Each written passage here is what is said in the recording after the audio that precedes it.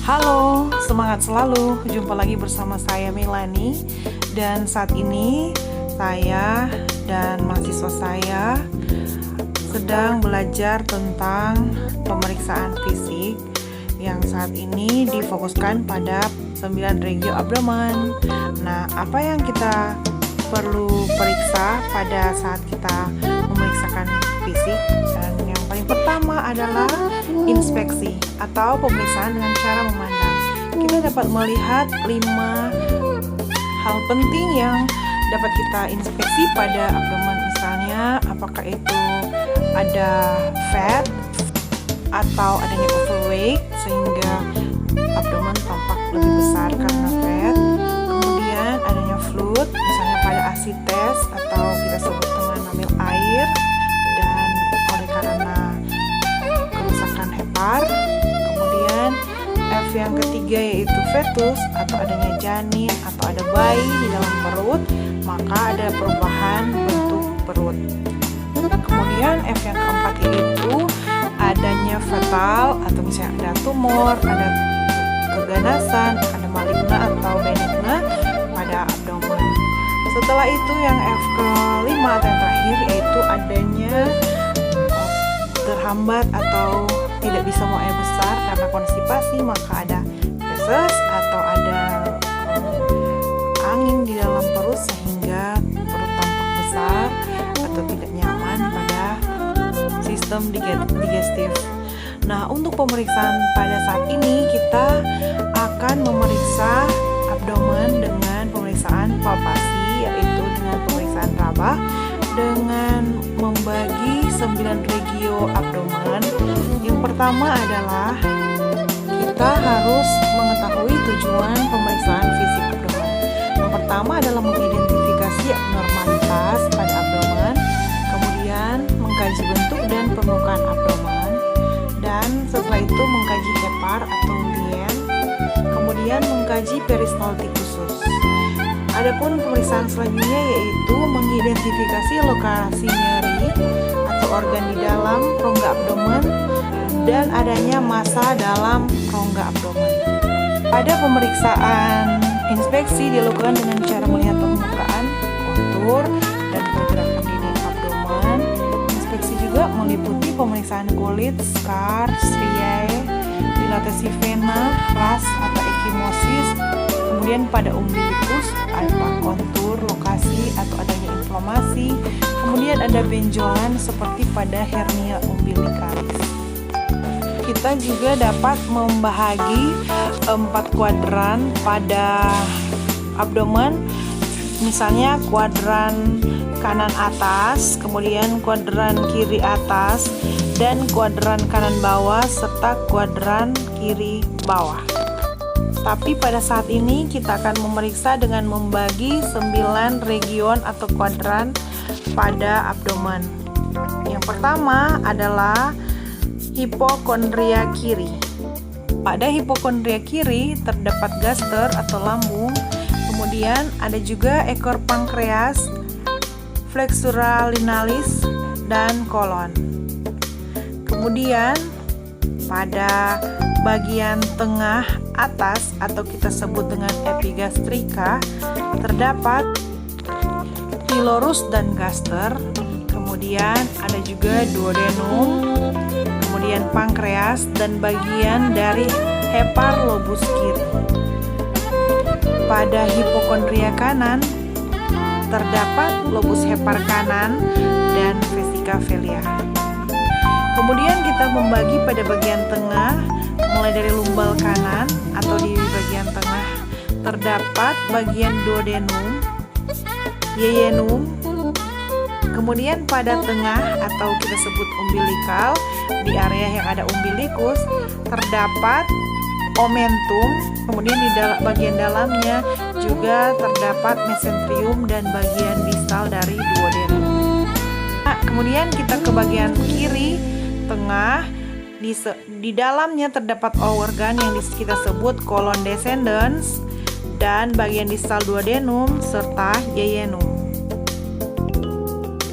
Pada bagian kanan terdapat pada bagian kanan bawah disebut inguinal kanan, terdapat cecum, appendix, dan bagian distal dari ileum. Selanjutnya pada bagian tengah paling bawah disebut pada area suprapubik atau hipogastrik terdapat ileum dan vesika urinaria. Pada palpasi yang terakhir di sebelah kiri bagian bawah terdapat kolon sigmoid. Di area ini yang ada tindakan disebut juga dengan kolostomi atau bedah pada kolon yang terlihat pada gambar di atas. Pada manikin terdapat luka di samping kiri yang kita sebut dengan luka kolostomi. Tujuan pemeriksaan fisik pada abdomen ini juga untuk mendeteksi adanya gangguan pada saluran pencernaan dan kemudian mengevaluasi fungsi abdomen. Indikasinya bisa pada konstipasi, kemudian adanya inkontinensia fekal atau adanya feses yang keras dan impaksi feses atau bahkan diare. Dan kontraindikasinya adalah nyeri. Alat-alat yang digunakan adalah stetoskop dan sarung tangan. Kemudian pada prosedur pemeriksaan diinspeksi tentu saja dari semua sistem digestif atau pencernaan.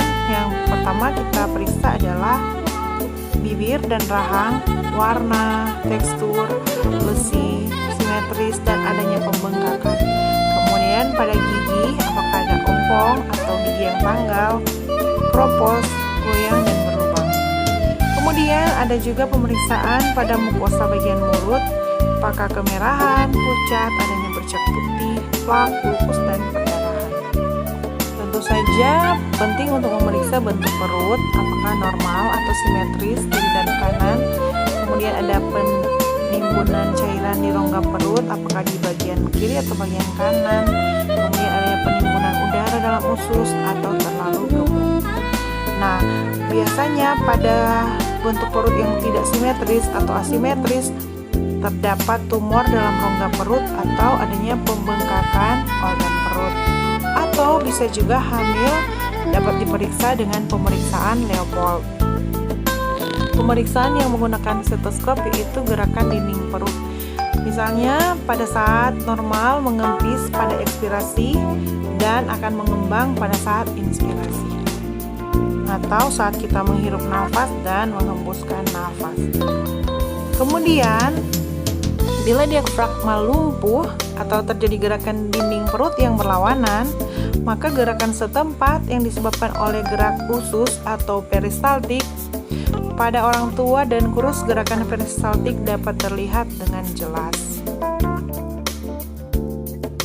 Pada organ-organ di rongga perut, palpasi lambung bisa meliputi 3 hal, misalnya adanya nyeri tekan, karsinoma atau tumor lambung. Kemudian dapat juga teraba bila terjadi dilatasi lambung yang terjadi karena stenosis pylorus. Kemudian normalnya 5 jam setelah makan atau minum, lambung akan kosong. Kemudian pemeriksaan selanjutnya yaitu palpasi pada hepar. Bila normal tidak teraba atau kita sebut juga dengan hepatomegali atau tidak ada pembesaran. Bila peradangan dan tanda Hasmer-V sign yaitu terhentinya pernapasan sejenak pada puncak inspirasi karena terasa nyeri pada saat palpasi, maka palpasi limpa itu berarti menunjukkan adanya gangguan. Tapi normal limpa tidak teraba. Pada infeksi akut, limpa dapat menjadi besar dengan konsistensi lunak. Kemudian pada abdomen juga kita dapat memeriksa atau palpasi ginjal. Pada bawah ginjal kanan dapat teraba pada orang sehat dan dinding perutnya lemas. Peradangan ginjal dapat disangsikan dengan perabaan kandung empedu. Kemudian ada juga palpasi kolon. Pada umumnya tidak teraba. Tetapi pada saat ada benjolan di perut maka dapat ditentukan dengan posisi, ukuran, konsistensi dan bentuk ya, dan serta mobilitas atau gerakan usus. Kemudian adanya juga pemeriksaan yaitu pada cairan di perut dengan palpasi organ sukar dilakukan. Cara dipping atau menekan dinding perut dengan cepat dan dapat menggunakan ujung-ujung jari. Palpasi lubang hernia atau adanya benjolan di atas dinding perut dapat ditentukan apakah karena tumor atau isi rongga perut abdomen yang menonjol melalui lubang hernia. Hernia dapat ditimbulkan karena adanya tempat-tempat yang mempunyai kelemahan lokal. Pemeriksaan lainnya yang dapat dilakukan juga adalah perkusi abdomen. Nah, perkusi abdomen bisa dilakukan untuk mengetahui adanya pembesaran organ, udara bebas dalam perut, atau cairan bebas di rongga perut. Normalnya berbunyi timpani, kecuali di bawah arkus kosta kanan kiri karena adanya hati dan limpa. Bila pada usus terisi udara, maka semuanya daerah akan berbunyi timpani. Pada asites penuh disebut gross asites, ditemui shifting dullness, yaitu adanya suara redup pada pergeseran dan berubah menjadi timpani seperti pada sirosis hepatis dan asites. Kemudian pemeriksaan selanjutnya yaitu auskultasi abdomen. Nah, untuk mendengarkan kita menggunakan stetoskop yang disiapkan tadi. Nah, pada suara peristaltik usus dan gerakan cairan dapat kita dengarkan melalui stetoskop. Bila ada bising pembuluh darah atau bising usus, normal tidak terdengar. Tapi bila ada penyumbatan atau penyempitan akan berbunyi sistolik. Cara auskultasi dilakukan pada keempat kuadran abdomen dengan mendengarkan peristaltik usus selama 1 menit penuh. Biasanya bising usus normal 5-10 kali per menit. Jika kurang dari itu atau tidak ada sama sekali, kemungkinan ada peristaltik ileus, adanya konstipasi, ada peritonitis, atau ada obstruksi. Nah, jika peristaltik usus terdengar lebih dari normal, kemungkinan klien sedang mengalami diare. Pada palpasi ringan, untuk mengetahui adanya massa dan respon nyeri, letakkan telapak tangan pada abdomen secara berhimpitan dan tekan secara merata sesuai dengan kuadran atau regio. Kemudian pada palpasi dalam untuk mengetahui posisi organ dalam seperti pada hepar, ginjal, limpa dengan metode bimanual atau setengah tangan. Kemudian pada pemeriksaan cara palpasi pada hepar, selanjutnya cara kerja palpasi pada hepar yaitu dengan meletakkan tangan pemeriksa dengan posisi ujung jari ke atas pada bagian hipokondria kanan, kira-kira pada interkostal 11 dan 12. Tekan pada saat pasien inhalasi, kira-kira selama 4-5 cm. Kemudian rasakan adanya organ hepar. Kemudian kaji apakah ada hepatomegali. Kemudian cara kerja palpasi pada limpa dapat dilakukan dengan menggunakan metode seperti pada pemeriksaan hepar. Anjurkan pasien untuk miring kanan dan letakkan tangan pada bawah interkosta kiri dan minta pasien untuk mengambil nafas dalam kemudian tekan saat inhalasi dan tentukan adanya pembesaran limpa. Pada orang dewasa kesannya normal tidak teraba. Pemeriksaan selanjutnya adalah cara kerja palpasi pada renalis. Untuk palpasi ginjal kanan, letakkan tangan pada atas dan bawah perut setinggi lumbal 3-4 di bawah kosta kanan. Untuk palpasi ginjal, letakkan tangan setinggi lumbal 1-2 di bawah kosta kiri, kemudian tekan sedalam 4-5 cm.